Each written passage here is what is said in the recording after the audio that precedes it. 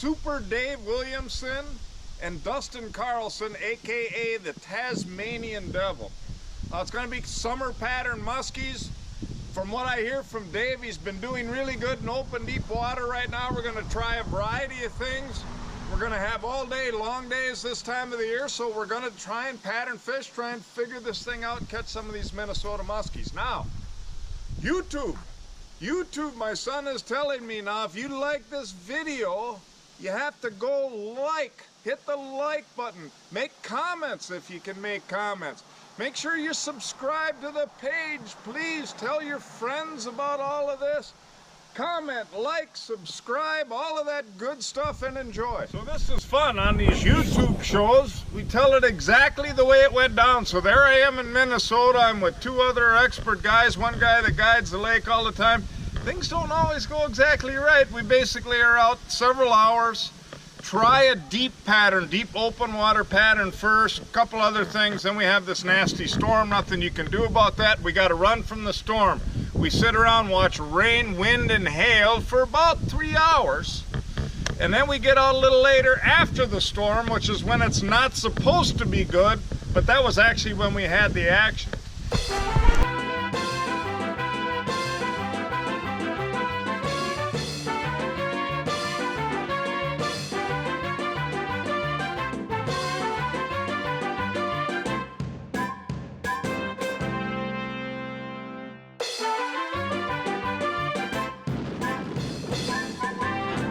After this nasty electrical storm, which is when the fish are generally not supposed to bite, but we're able to get out about an hour before dark, and it turned out pretty well. But there's a reason I've switched hats. This is kind of the dunce hat in this particular segment. So for once, I'm getting to actually fish in the front of the boat, because I demanded, since I got to run the GoPro things and I'm technically inept, I demanded if I got to deal with that, one of you guys has got to run the boat. They know how to run the boat. So Dave Williamson is in the back of the boat.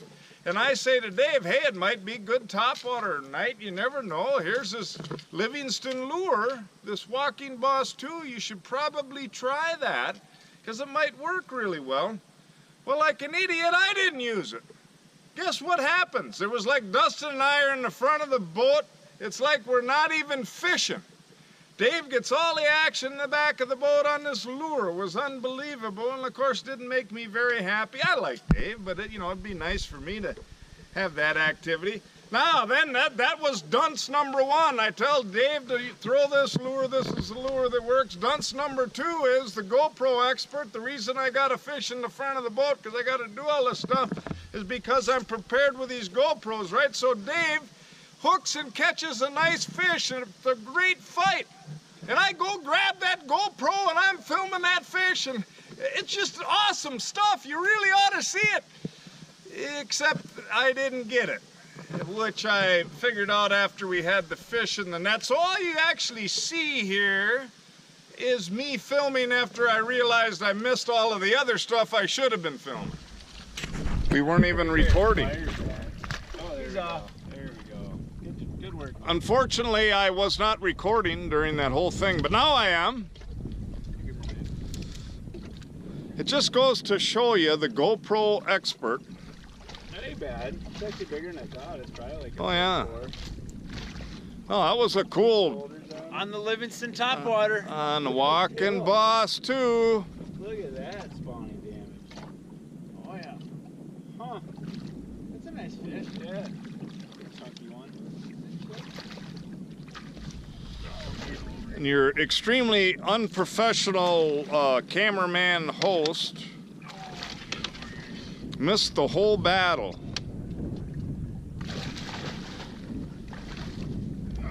Yeah, it's a nice one, fat. Oh yeah. Yeah. Look at it. There we go. What size fish would bite that much damage to that fin? Yeah, I don't know what's up with that top fin. That's crazy. Yeah. Well, we'll let her go. Yeah, get him back in there. Get out of here. Get down. What are you doing? Can't be anything wrong with him. Yeah, he's back up now. Oh yeah, he's right on it. Ooh. I'm just stopping it like you said.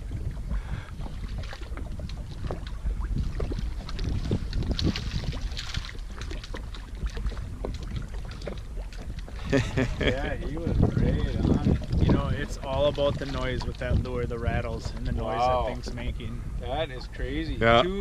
A fish and another fish and two Back-to-back casts. It's all the noise. Nice. Should I just stand here and hold the camera? The next morning we get out on the water. It's Dustin, Dave, and I. Of course, I stole back my walking boss too from Dave after all the action he had. I had one follow right away. I thought we were going to nail him, and then that kind of ended.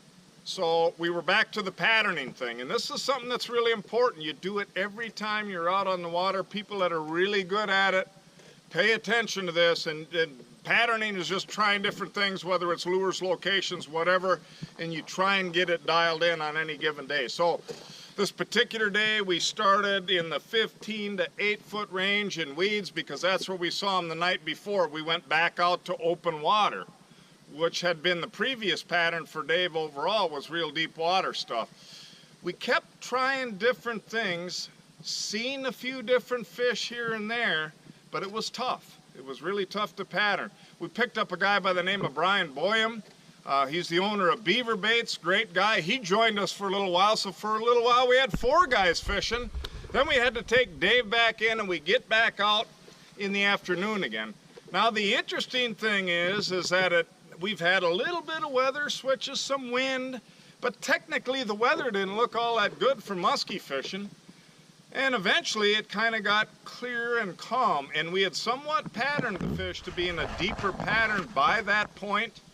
And it actually turned out to be that what you would normally consider the absolute worst weather for muskie fishing is when we actually had the activity, and it was on deeper presentations out over real deep weeds.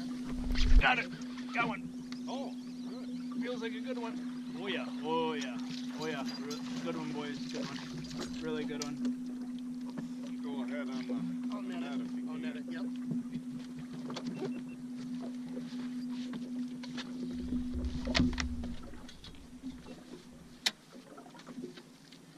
Okay. Got one on here. It's hooked a little funny.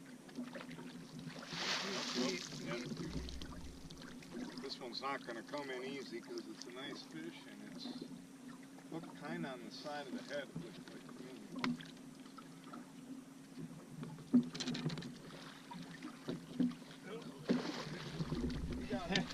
Oh, we got her. Little celebration, boy. Look happy.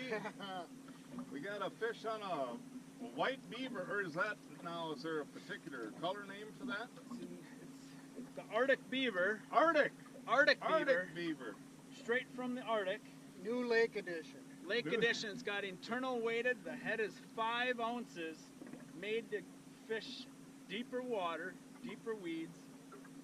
We're in about 20 feet of water. His bait was working about 10, 12 feet down. And he came up and crushed And it. we have the music of the... Yep, we're good. We're good. Go ahead and Let her go, Dustin. let her go, and then we'll get ourselves a little more video. She's got something in her. Yeah, she just ate. Yep. She Feel anything hard, but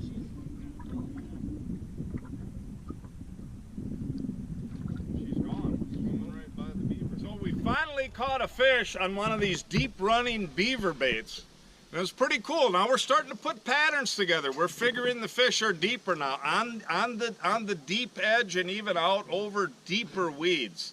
We're already starting to think maybe that 15 to 20 foot range, but you keep at it. And of course, when you have caught a fish, you keep at doing the same thing. The conditions remain kind of cruddy, typically. But we went to another spot that looked really good, and it was interesting because we were just ready to leave. Dustin had actually said, one more cast. I think he cheated and took 2 more casts. But anyway, he hooks another beautiful muskie on a beaver bait. Ready, Brian? Nice, nice. Ready, Brian? She does anything weird, I'm pulling out. Oh, she's hooked good, guys. Yeah, don't I don't think there's any need to rush it. No, don't rush it, Dustin. Wait for the right moment. Man, did she just clobber it?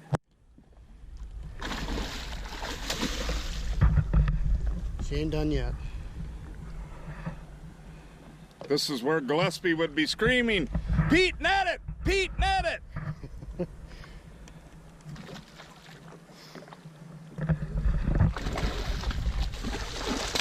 Whoa, get out of there.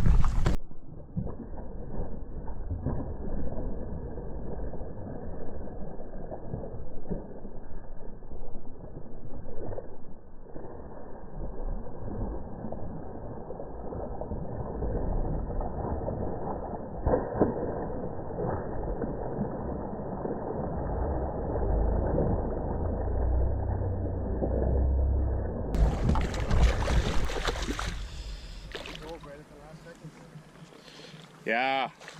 Here, get your net in front of me. She's in. Yeah, we got her. We got her, boys. Good Nicely job, boys. done. Good job. Good job. Nicely done. And now. Yeah, I thought she was bigger than that. Well, you know what? I did too. I did But it's a too. big fish. Boy, I mean, she was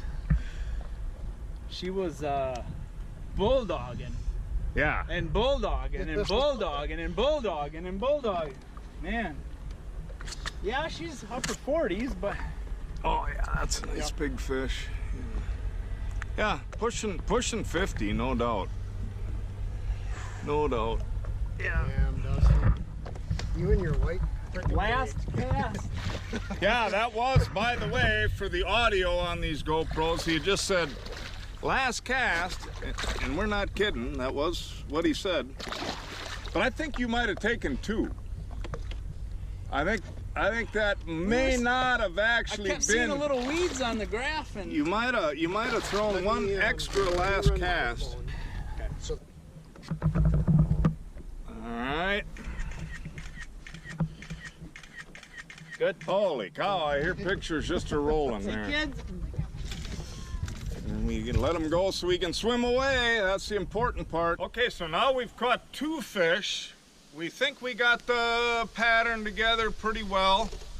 And we decide open water one more time because that had been a real good pattern and we had a little action. We actually missed a couple of fish. But we found out, this is the interesting thing about patterning, we found out in a real weird way that open water must not have been the deal because we get attacked by a warden on a jet ski of all things.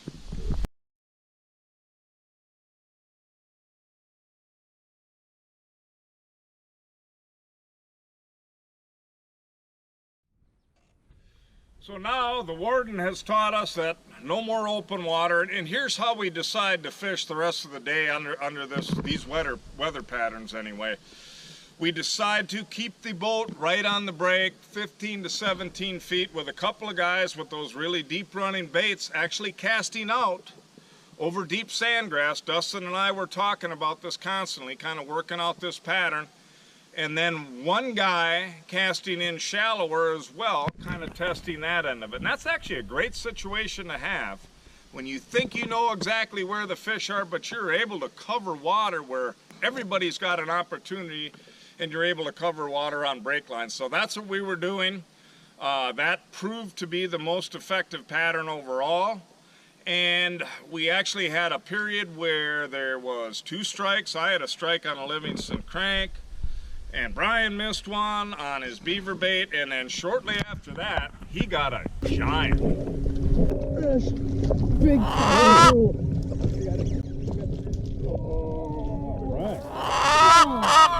Easy. I hear splashing. fierce. She's a mean old gal. Mean old gal. She's wrestling with him. Keep her away from the boat and motor. Let me get back there then, Dustin. Might as well shut that. Your trolling motor's still going. Whoa. Oh, big fish. Oh, yeah. He just ate it. Wow. Look at that Just thing ate T-bone. it. Here, keep your rod down. She's gonna jump. Yeah.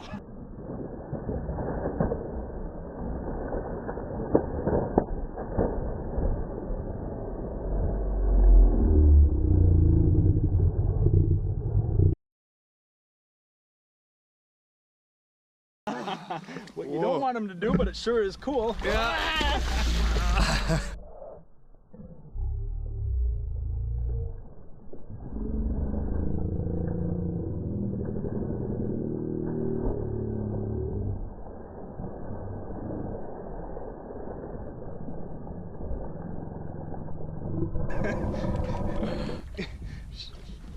Got a circus.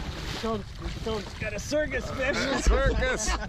My goodness, did that thing eat it. Carnival fish. We got carnival fish. Carnival marker. Carnival. Oh.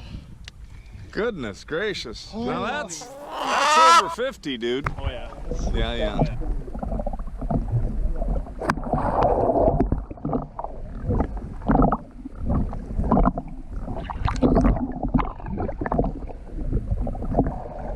On this great big muskie that Brian got, it was a unique situation. It was big fish, obviously, but it literally swallowed the lure. And it got us in a situation where we didn't realize quite how bad Dustin was dealing with the fish. I realized how deeply hooked it was. I said, you got to get out of the way, Dustin. I got to get a glove. This is something a lot of people don't have. This is basically a welding glove that's reinforced on the thumb here. And literally what I did was reach in that muskie's mouth with this glove, grab it so that Dustin was able to safely get down in there with these hook cutters. That was the only way we saved that muskie. Believe me, as deeply as that fish was hooked, there was a hook way down in the gill rakers. This is the only way to do it, was to cut that hook out with these hook cutters. The only way to safely get these hook cutters far enough in there was to have something like this glove or a super strong set of jaw spreaders. But I'm a lot more confident with a big glove like this. You're not going to use it very often, but this is a great thing to put in your boat, is this glove for situations like that, and you have to have these hook cutters. And that's a beautiful fish. Brian with a big heavy 51-incher on the new weighted baby beaver. Crushed it in about 15 feet of water. Nice job, buddy. Let's get her back in the drink. Yeah, let's swim get her back another in. day. Ooh, that's a big old head, huh? Big old melon on that gator, huh, Brian? Oh, it's huge. Big old gator. Oh. Beautiful fish. Across the new Lake Edition, baby beaver. You ready to go? Seems like a little monkey. Yeah, I'll give her a push.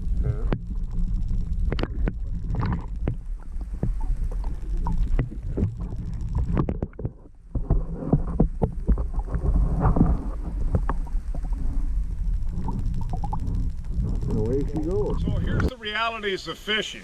Normally, fish bite before a front. Wind switches, that kind of thing.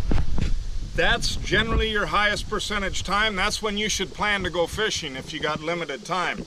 But the realities of muskie fishing are there are no rules. Even experts like us, we don't know what's going to happen all the time. Your best odds are just to get out there and keep fishing. In this particular case, that's what happened. We actually caught fish when we weren't supposed to. Prior to every frontal activity, we really didn't have that much action, and we didn't actually catch a fish. We had a window of activity right after a storm where we did catch some fish. So interesting stuff, but the rest of the day went like this. We caught those big fish. The weather seemed pretty decent. In the evening, it got calm. We fished till dark, nothing. It was a dead period. All we saw was a porpoiser where we knew there were fish. The next morning, we got up and we fished about 3 hours. Looked beautiful. Not at the start, but that's the only time we had 3 follows, actually. It was sunny and fairly calm. Then we have a front come in that literally got to the point of chasing us off, and we did not catch a fish prior to that front. Very interesting, but that's the way it goes muskie fishing. The key is just get out on the water, work your tail off, and pattern everything that goes on while you're out there.